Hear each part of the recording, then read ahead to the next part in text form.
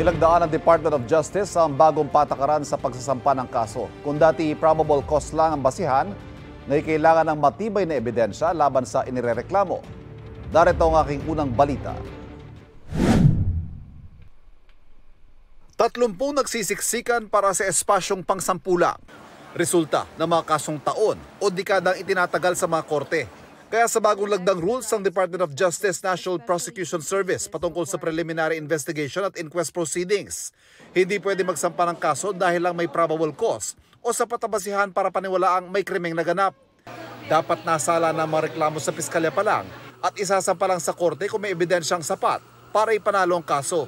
The standard of proof has been raised from probable cause to prima facie evidence with reasonable certainty of conviction, thereby ensuring that only quality trial-ready cases are filed in court and no frivolous or harassment suits could ever see their day in courts anymore.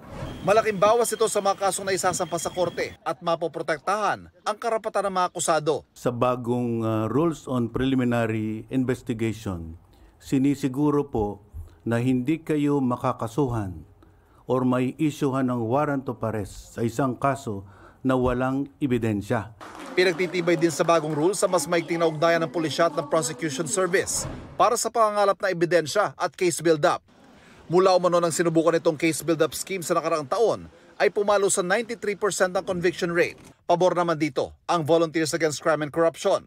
Itong DOJ initiative na to is okay for us simply because yung rate of conviction will be successful on a very high percentage simply because of yung case build-up between the piskal and yung police bago nila isampa.